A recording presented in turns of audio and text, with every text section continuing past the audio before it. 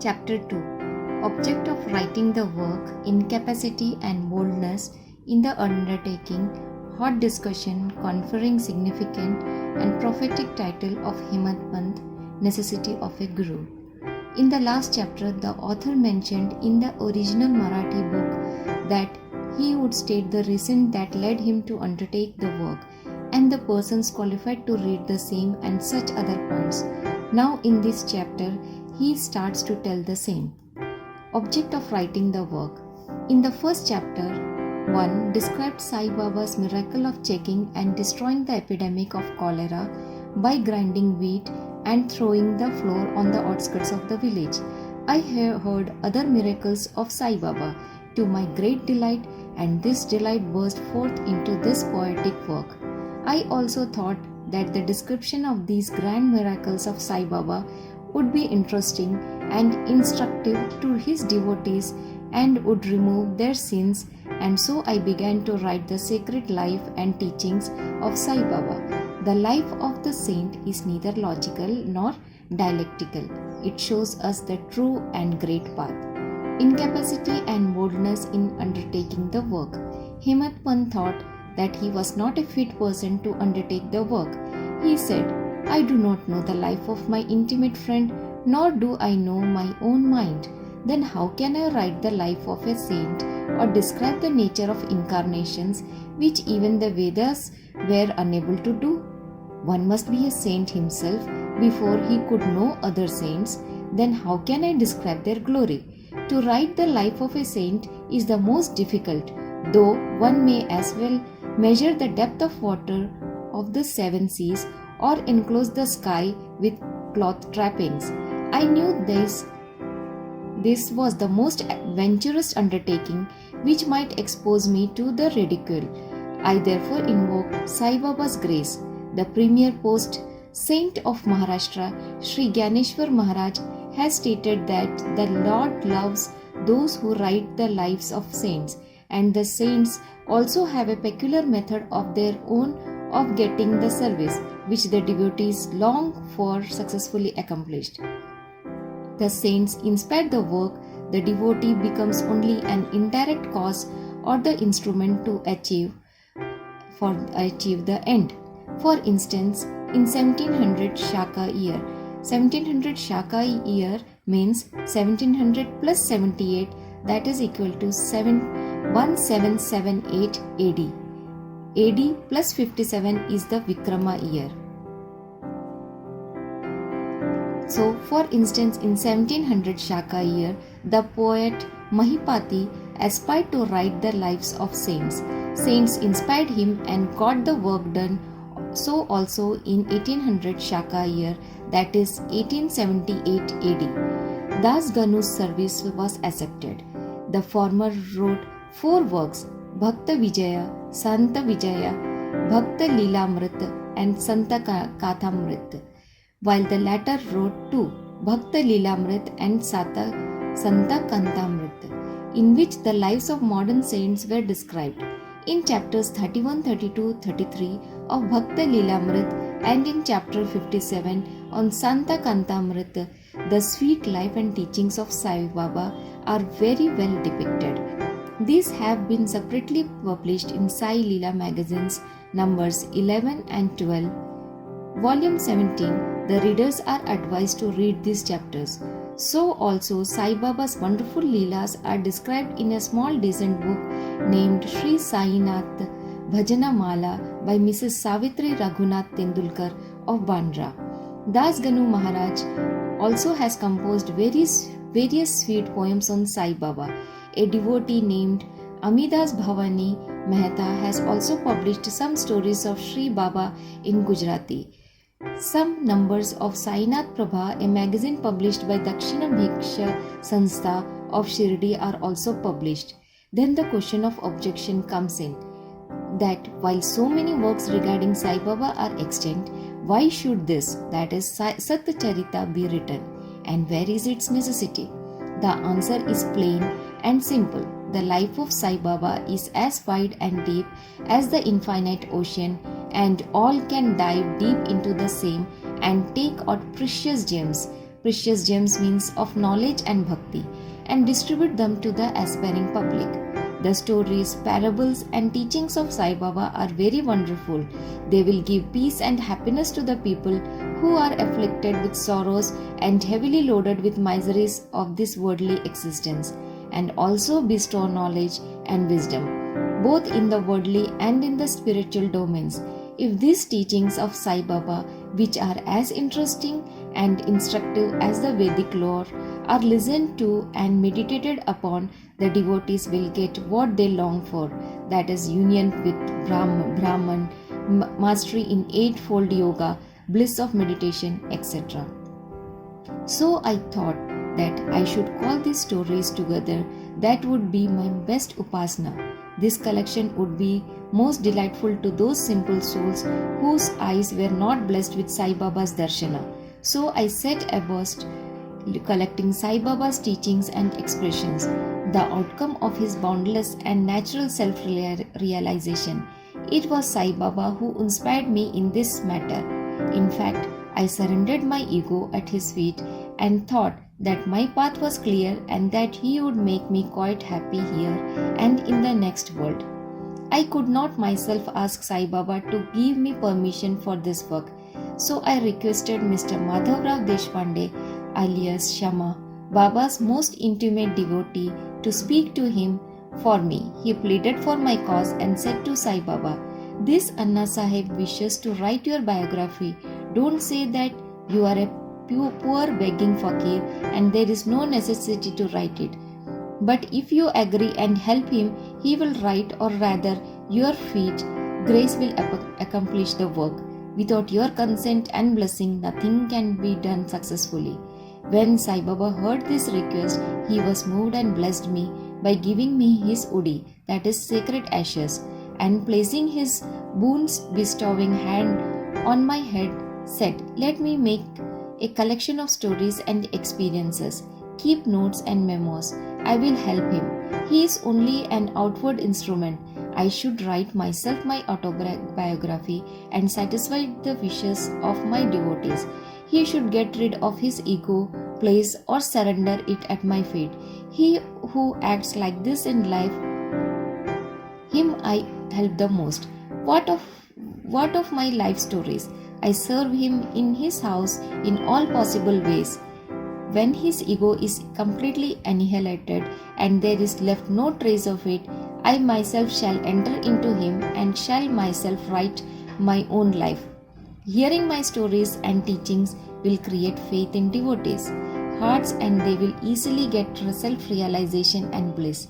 Let there be no insistence on establishing one's own view, no attempt to refute others' opinion, no discussions of pros and cons of any subject.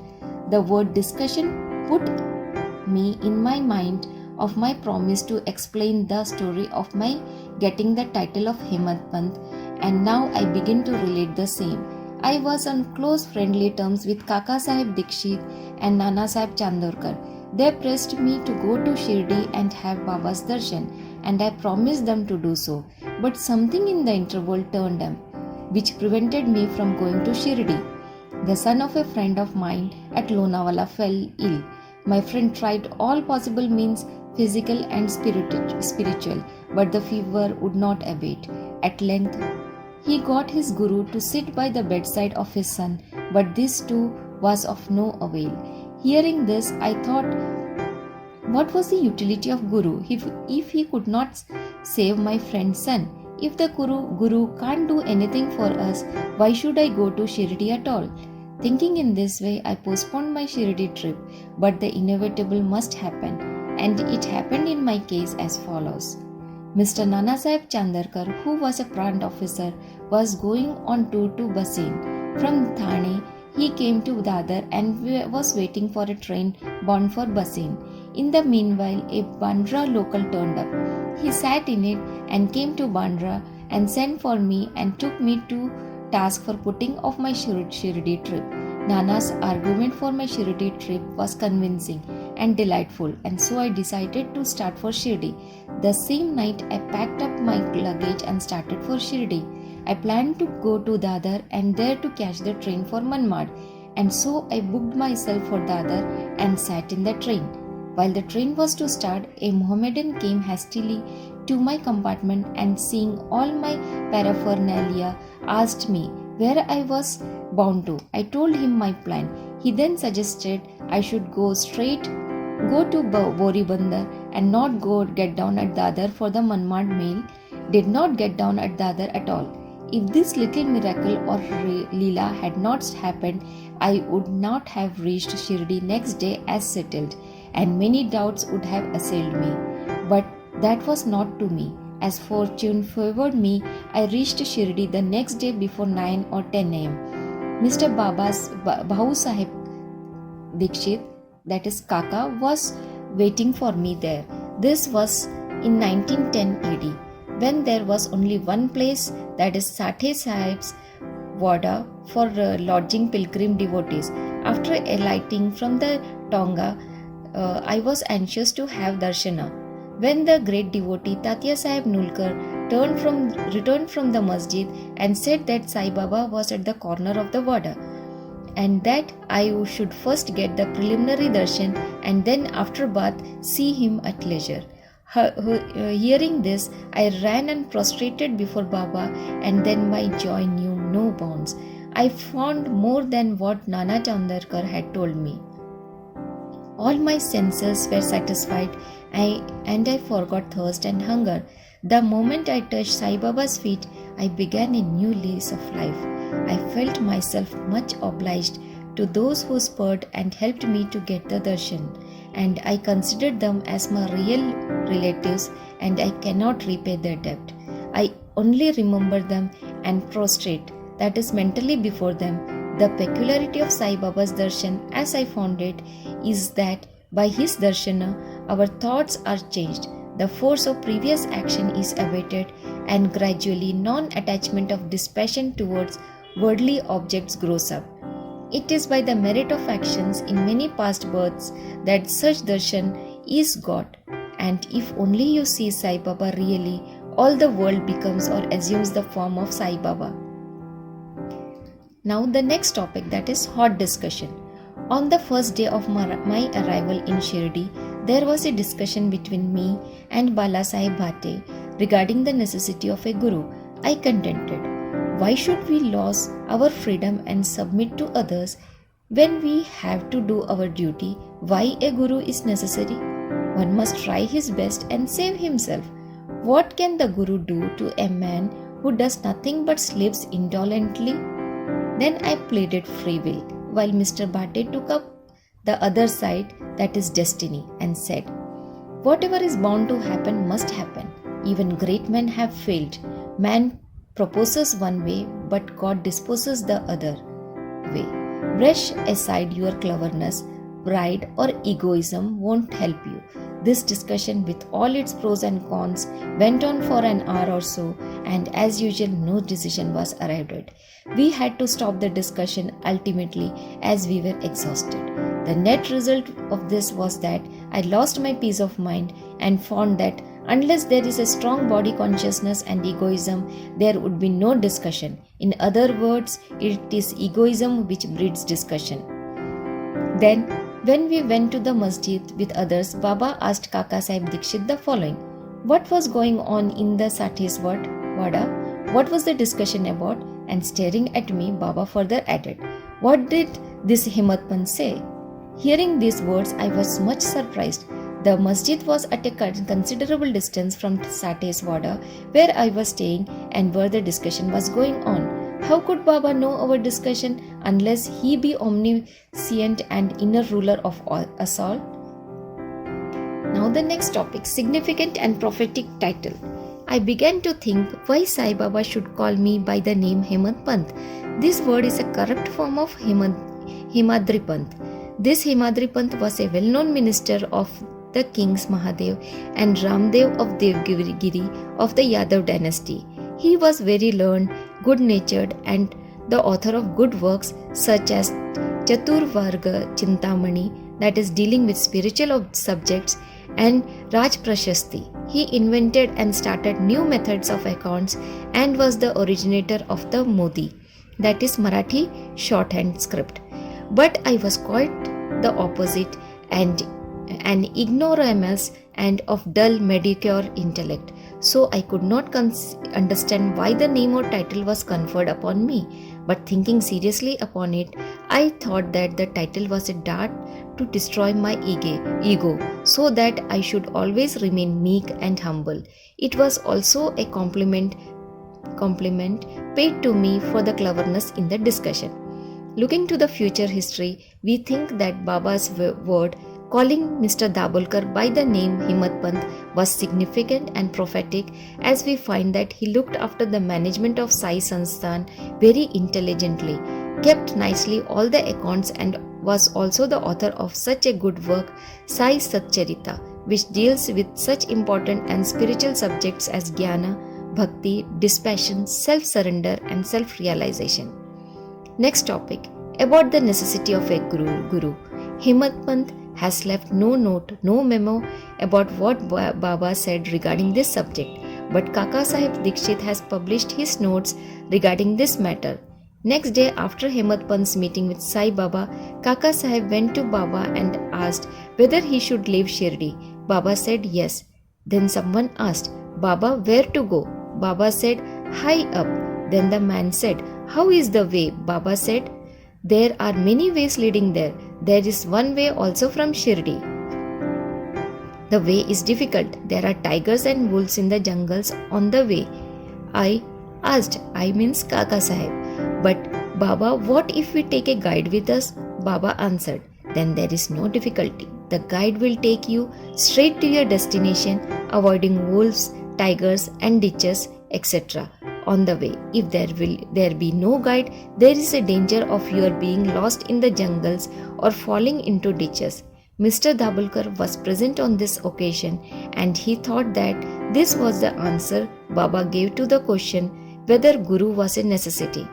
That is White Sai Leela volume number 1, number 5, page 47. And he thereupon took this hint that no discussion of the problem whether man is free or bound is of any use in spiritual matters, but that on the contrary, real paramarth is possible only as the result of teachings of the Guru, as is illustrated in this chapter of the original work in the instances of great avatars like Rama, Krishna, who had to submit themselves to their Gurus, Vashisht and Sandipani respectively, for getting self-realization, and that the only virtues necessary for such progress are faith and patience.